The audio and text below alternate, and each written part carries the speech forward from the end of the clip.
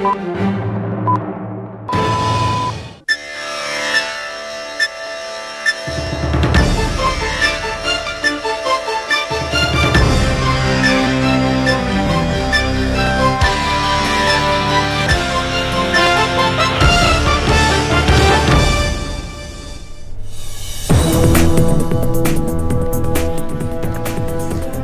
আলাইকুম সকল দর্শক শ্রোতাকে আমন্ত্রণ জানিয়ে শুরু করছি চ্যানেল আই সংবাদ।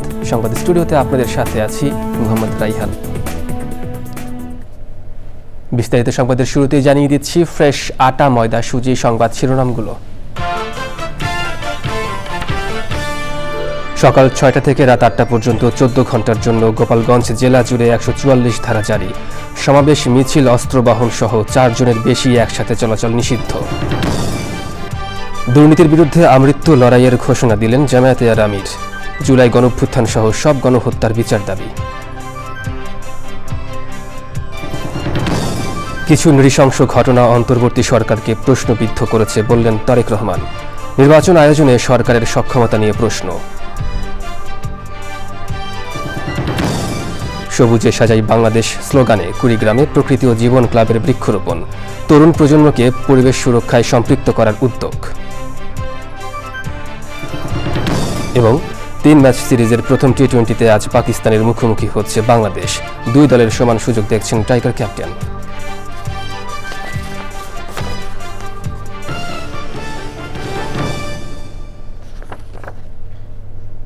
দর্শক, সংবাদ শিরোনামগুলো জানাচ্ছিলাম। এখনকার এই সংবাদ আয়োজন একই সঙ্গে চ্যানেল আই এর ইউটিউব চ্যানেল এবং চ্যানেল আই এর ওটিটি প্ল্যাটফর্ম আই স্ক্রিনে লাইভ স্ট্রিম হচ্ছে। এবার বিস্তারিত প্রসঙ্গ। সকাল ৬টা থেকে রাত ৮টা পর্যন্ত গোপালগঞ্জ জেলা জুড়ে ১৪৪ ধারা জারি করেছে জেলা প্রশাসন।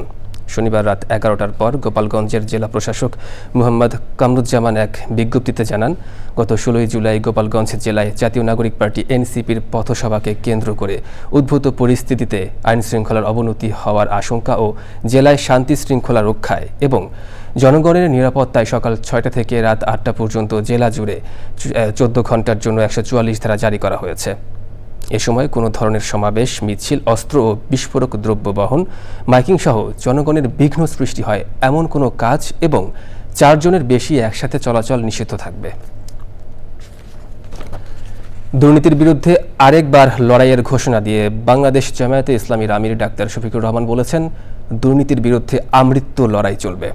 আগামীতে জামায়াত সংসদে গেলে কোনো ব্যক্তিগত সুবিধা গ্রহণ করবে না বলেও ঘোষণা দেন তিনি।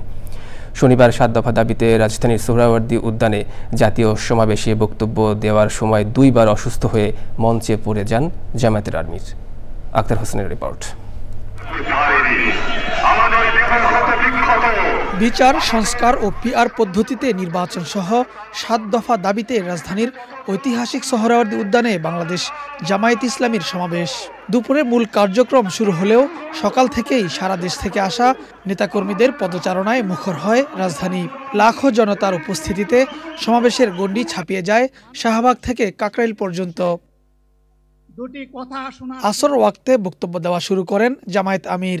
আল্লাহ রাব্বুল আলামিন বক্তব্যের শুরুতেই জাতীয় ঐক্যের উপর গুরুত্ব দেন তিনি। বরঞ্চ রাজনৈতিক শিষ্টাচার রক্ষা করে জাতীয় ঐক্যের বীজতলাটা আমরা সবাই মিলে একসাথে তৈরি করব ইনশাআল্লাহ। দুর্নীতির বিরুদ্ধে ২৪-এর মতো আরেকটি সংগ্রামের ডাক দেন জামায়াতের আমির। একটা লড়াই হয়েছে ফ্যাসিবাদের বিরুদ্ধে, আরেকটা লড়াই হবে দুর্নীতির বিরুদ্ধে ইনশাআল্লাহ। এ সময় মঞ্চে হঠাৎই অসুস্থ হয়ে পড়েন তিনি। খানিকটা সুস্থ হয়ে বক্তব্য শুরু করলে ফের অসুস্থ হয়ে পড়ে যান ডাক্তার শফিকুর রহমান। নেতাকর্মীদের তাৎক্ষণিক সেবা শুশ্রূষায় কিছুটা সুস্থ হয়ে মঞ্চে বসেই বক্তব্য চালিয়ে যান জামায়াত আমির। সবাই বসেন, কেউ দাঁড়াবেন না, সবাই বসেন। ঘোষণা দেন আগামীতে সংসদে গেলে কোনো ব্যক্তিগত সুবিধা গ্রহণ করবে না জামায়াতের এমপিরা। যদি আল্লাহর ইচ্ছায়, জনগণের ভালোবাসায় বাংলাদেশ জামাতে ইসলামী থেকে সংসদ সদস্যরা নির্বাচিত হয়ে সরকার গঠন করেন, তাহলে কোনো এমপি, কোনো মন্ত্রী আগামীতে সরকার কিন্তু প্লট গ্রহণ করবে না। কোনো এমপি এবং কোনো মন্ত্রী ট্যাক্সবিহীন কোনো গাড়ি চড়বে না। কোনো এমপি এবং কোনো মন্ত্রী তার নিজের হাতে কোনো টাকা চালাচালি করবে না। কোন এমপি এবং কোন মন্ত্রী যদি তার নির্দিষ্ট কোনো কাজের জন্য বরাদ্দ পেয়ে থাকেন, কাজ শেষ হওয়ার সাথে সাথে বাংলাদেশের 18 কোটি মানুষের কাছে তারা তার প্রতিবেদন তুলে ধরতে বাধ্য হবে। এ সময় বিডিআর বিদ্রোহ, শাপলা চত্বর হত্যাকাণ্ড ও 24-এর গণ অভ্যুত্থান সহ সব গণহত্যার বিচার নিশ্চিত ও দৃশ্যমান প্রক্রিয়া শুরুর দাবি জানান জামায়াতের আমির। সহ্য করব না। Akhtar Hossain, Channel i, Dhaka. শারীরিক অবস্থার উন্নতি হওয়ায় হাসপাতাল থেকে ছাড়া পেয়েছেন জামায়াতে ইসলামীর আমির ডাক্তার শফিকুর রহমান। দলের জাতীয় সমাবেশে অসুস্থ হয়ে পড়ায় তাকে ঢাকার একটি হাসপাতালে ভর্তি করা হয়। পরে সুস্থ হয়ে দেশের কল্যাণে কাজ করে যাওয়ার কথা বলেন শফিকুর রহমান। লুৎফর রহমান সোহাগের রিপোর্ট। সোহরাওয়ার্দী উদ্যানে জামায়াতে ইসলামীর সমাবেশে বক্তৃতা মঞ্চে দলটির আমির অসুস্থ হয়ে পড়ায় সমাবেশ শেষে তাকে নিয়ে যাওয়া হয় হাসপাতালে। সেখানে তাকে দেখতে যান বিএনপি মহাসচিব ও প্রধান উপদেষ্টার প্রেস সচিব। আমাদের ইলেকশন, আমরা চাই বাংলাদেশের সমস্ত পলিটিক্যাল পার্টি সব লিডারই সুস্থ থাকুন, ভালো থাকুন, দেশকে গড়ার কাজে সবাই একসাথে কন্ট্রিবিউট করুন। হাসপাতাল ছাড়ার আগে গণমাধ্যমের সঙ্গে কথা বলেন জামায়াতে ইসলামীর আমির। আলহামদুলিল্লাহ, আমি অনেক ভালো আপনাদের দোয়ায়। শুধু খারাপ লাগে যে এত বড় একটা আয়োজনে আপনারা সারাদিন ধরে ছিলেন। আমি জাতির জন্য আমার মনের কথাগুলো স্বাভাবিকভাবে তুলে ধরতে পারিনি, এটা আল্লাহর ইচ্ছা। কিন্তু এরপরেও শেষমেশ 2-1টা কথা বলার চেষ্টা করেছি। আগামীতে ইনশাল্লাহ আরো সুযোগ আসবে, আরো কথা বলা যাবে। লুৎফর রহমান সোহাগ, চ্যানেল আই, ঢাকা। বিএনপির ভারপ্রাপ্ত চেয়ারম্যান তারেক রহমান বলেছেন, সাম্প্রতিক সময়ে কিছু নৃশংস ঘটনা অন্তর্বর্তী সরকারের সক্ষমতাকে প্রশ্নবিদ্ধ করেছে। সরকারের কোনো একটি অংশের সহায়তায় কেউ এমন ঘটনা ঘটাচ্ছে কিনা এমন প্রশ্ন তুলেন তিনি। রাজধানীতে এক আলোচনায় ভার্চুয়ালি যুক্ত হয়ে সরকারের পক্ষে নির্বাচন আয়োজন সম্ভব কিনা সেই প্রশ্নও তুলেছেন তারেক রহমান। রাহুল রায়ের রিপোর্ট। জুলাই আগস্ট গণ অভ্যুত্থানে শহীদদের স্মরণে জুলাইয়ের প্রথম দিন বিশেষ আলোচনার মাধ্যমে মাসব্যাপী কর্মসূচি শুরু করে বিএনপি। এরপর থেকে প্রতিদিনই থাকছে নানা আয়োজন।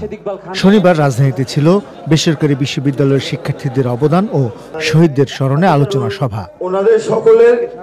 শহীদদের পরিবার ও বিএনপি মহাসচিব সহ সিনিয়র নেতাদের সঙ্গে আলোচনায় লন্ডন থেকে ভার্চুয়ালি যোগ দেন বিএনপির ভারপ্রাপ্ত চেয়ারম্যান তারেক রহমান। বক্তব্যে অন্তর্বর্তী সরকার নিয়ে বেশ কিছু প্রশ্ন তোলেন তিনি। সাম্প্রতিক সময়ে দেশে সংঘটিত কিছু নৃশংস এবং অনাহত ঘটনা জনমনে অন্তর্বর্তীকালীন সরকারের সক্ষমতাকে ক্ষেত্র বিশেষে কিছু প্রশ্নবিদ্ধ করেছেন। তবে অন্তর্বর্তীকালীন সরকারের কোনো একটি অংশের সহায়তায় কেউ কেউ কি দেশে উদ্দেশ্যমূলক পরিস্থিতি তৈরি করতে চাইছে কি না, সোশ্যাল মিডিয়া সহ বিভিন্ন জায়গায় মানুষের কথা শুনলে বোঝা যায় এই বিষয়টিও জনমনে জিজ্ঞাসা রয়েছে। অন্তর্বর্তীকালীন সরকারের পক্ষে ঔদ নির্বাচন অনুষ্ঠান সম্ভব কিনা কোনো মহল থেকে এমন ধরনের প্রশ্ন উপস্থাপন বিচ্ছিন্ন বক্তব্য হিসেবে বোধহয় দেখার আজ কোনো সুযোগ নেই। জাতীয় নির্বাচন অনুষ্ঠান নিয়ে কেউ সময় ক্ষেপণ করতে চাইছে কিনা এ ব্যাপারেও সজাগ দৃষ্টি রাখার জন্য সকলের প্রতি জানাই আহ্বান। অন্তর্বর্তী সরকারকে আরো সাহসী ভূমিকা রাখার কথা বলে সবাইকে সতর্ক থাকার আহ্বান জানিয়েছেন তারেক রহমান। অন্তর্বর্তীকালীন সরকারের প্রতি আহ্বান, পরিস্থিতি নিয়ন্ত্রণে আরো স্বচ্ছ এবং সাহসী ভূমিকা রাখুন। বাংলাদেশের গণতন্ত্রে বিশ্বাসী জনগণ আপনাদের পাশে থাকবে। কোনো আবেগ তাড়িত কিংবা ভুল সিদ্ধান্তের কারণে রাষ্ট্র রাজনীতিতে ভবিষ্যতে আর যাতে কোনো চরমপন্থা কিংবা ফ্যাসিবাদ পুনর্বাসিত হওয়ার সুযোগ না পায় সে ব্যাপারে আপনাদেরকে তথা সমগ্র দেশবাসীকে সতর্ক এবং দায়িত্বশীল ভূমিকা পালন করতে হবে। শিক্ষার্থীদের উদ্দেশ্যে বিএনপির ভারপ্রাপ্ত চেয়ারম্যান তারেক রহমান বলেছেন, শহীদদের কাঙ্ক্ষিত বাংলাদেশ গড়ে তুলতে নিজেকে যোগ্য গড়ে তুলতে হবে। আগামীর বাংলাদেশ। রাহুল রায়, চ্যানেল আই, ঢাকা। কক্সবাজারে এনসিপির সমাবেশে বিএনপির স্থায়ী কমিটির সদস্য সালাউদ্দিন আহমেদকে নিয়ে কটূক্তির প্রতিবাদে শনিবার মধ্যরাতে মহানগরের বিভিন্ন সড়কে বিক্ষোভ মিছিল করেছে চট্টগ্রাম মহানগর ছাত্রদল। সে সময় ছাত্রদল নেতারা এনসিপির বিরুদ্ধে বিভিন্ন স্লোগান দেন।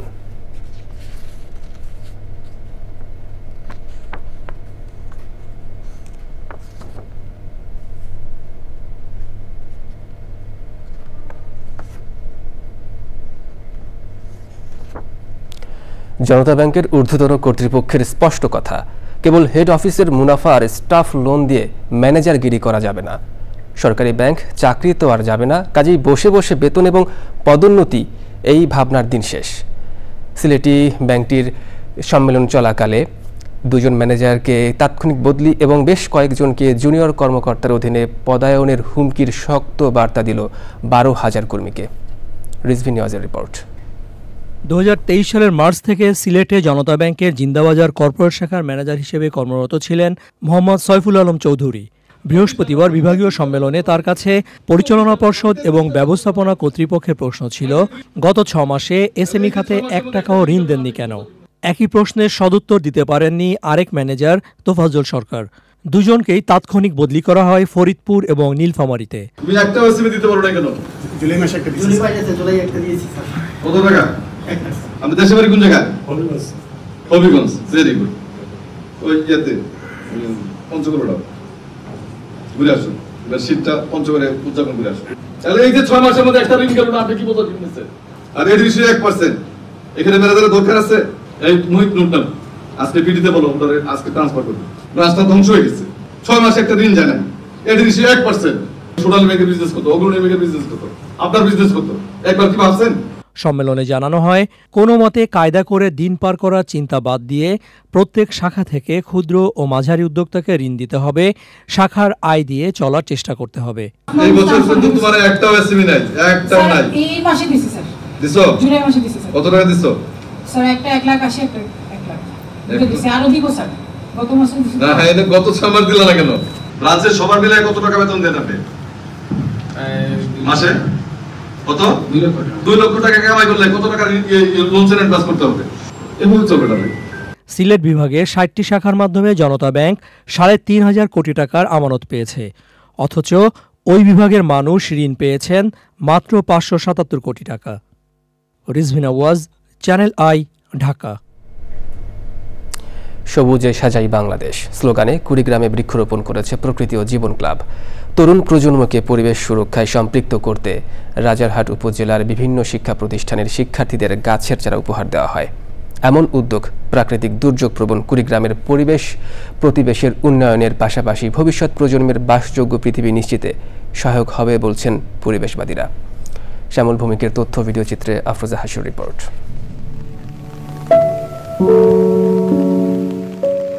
বন্যা, খরা, নদী ভাঙন সহ প্রাকৃতিক দুর্যোগে জর্জরিত উত্তরের জেলা কুড়িগ্রাম।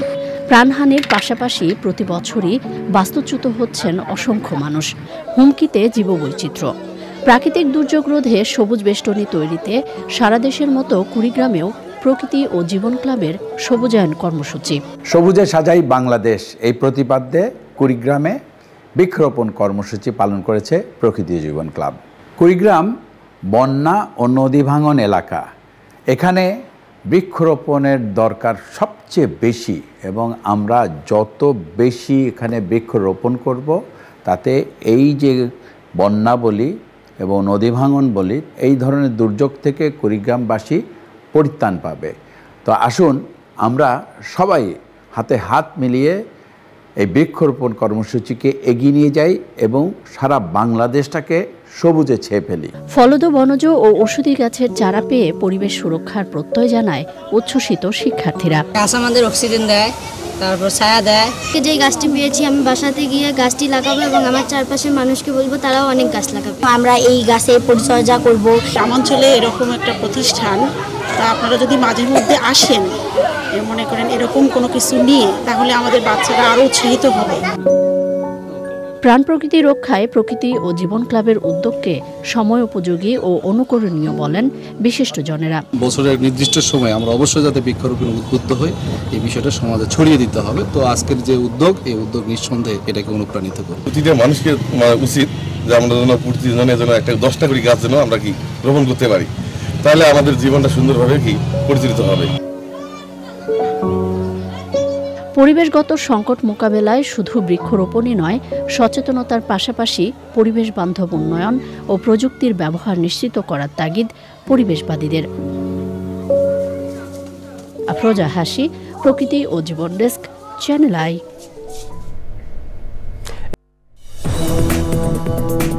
দর্শক, বিরতির উপর আরো একবার স্বাগত চ্যানেল আই সংবাদে। এবার নিটোল টাটা কৃষি সংবাদ।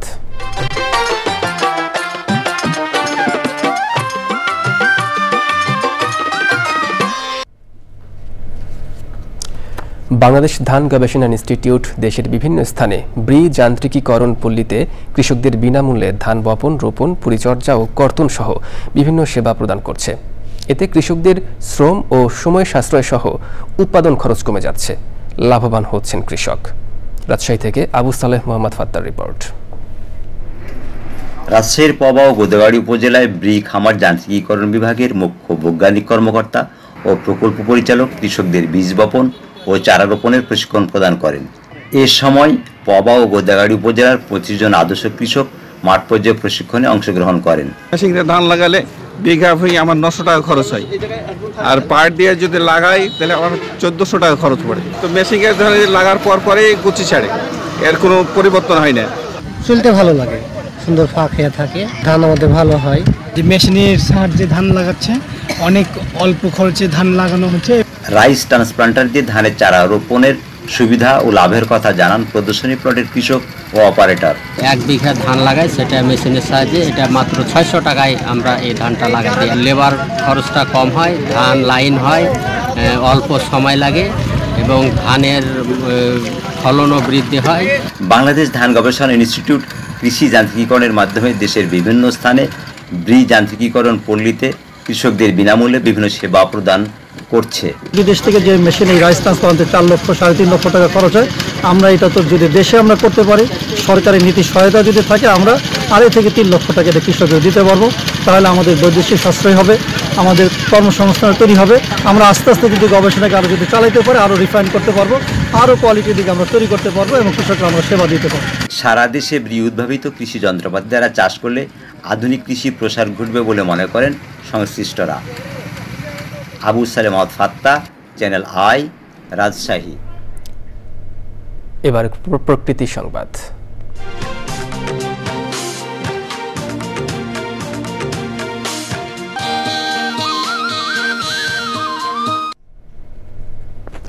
ময়মনসিংহের ভালুকায় উচ্ছেদ অভিযানে ক্ষতিগ্রস্ত ব্যবসায়ীদের পুনর্বাসন কার্যক্রম শুরু হয়েছে।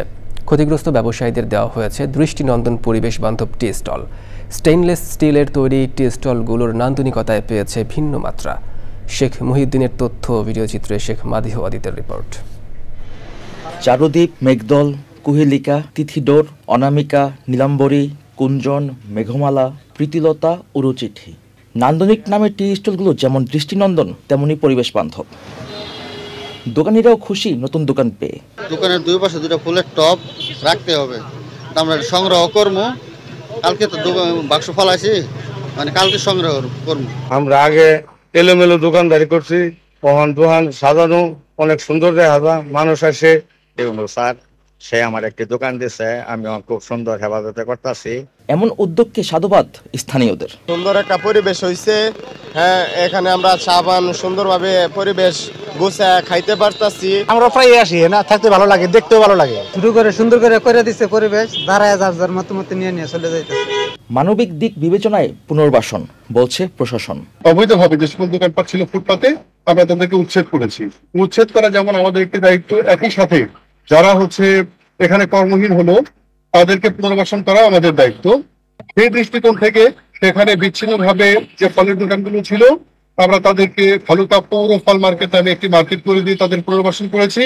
সম্প্রতি যানজট নিরসন ও ফুটপাতে চলাচল নির্বিঘ্ন করতে ময়মনসিংহের ভালুকায় ঢাকা ময়মনসিংহ মহাসড়কের দুই পাশের অবৈধ স্থাপনা ও দোকানপাট উচ্ছেদ করে উপজেলা প্রশাসন। এতে কর্মহীন হয়ে পড়েন অনেক ক্ষুদ্র ব্যবসায়ী। সৈয়দ মাতিহ আদিত, প্রকৃতি ও জীবন ডেস্ক, চ্যানেল আই। আটা ময়দা সুজি সংবাদ শিরোনামগুলো জানিয়ে দিচ্ছি আরও একবার। সকাল ৬টা থেকে রাত ৮টা পর্যন্ত ১৪ ঘন্টার জন্য গোপালগঞ্জ জেলা জুড়ে ১৪৪ ধারা জারি। সমাবেশ, মিছিল, অস্ত্র বহন সহ ৪ জনের বেশি একসাথে চলাচল নিষিদ্ধ। দুর্নীতির বিরুদ্ধে আমৃত্যু লড়াইয়ের ঘোষণা দিলেন জামায়াতের আমির। জুলাই গণঅভ্যুত্থান সহ সব গণহত্যার বিচার দাবি। কিছু নৃশংস ঘটনা অন্তর্বর্তী সরকারকে প্রশ্নবিদ্ধ করেছে বললেন তারেক রহমান। নির্বাচন আয়োজনে সরকারের সক্ষমতা নিয়ে প্রশ্ন। সবুজে সাজাই বাংলাদেশ স্লোগানে কুড়িগ্রামে প্রকৃতি ও জীবন ক্লাবের বৃক্ষরোপণ। তরুণ প্রজন্মকে পরিবেশ সুরক্ষায় সম্পৃক্ত করার উদ্যোগ। এবং ৩ ম্যাচ সিরিজের প্রথম টি-20তে আজ পাকিস্তানের মুখোমুখি হচ্ছে বাংলাদেশ। দুই দলের সমান সুযোগ দেখছেন টাইগার ক্যাপ্টেন।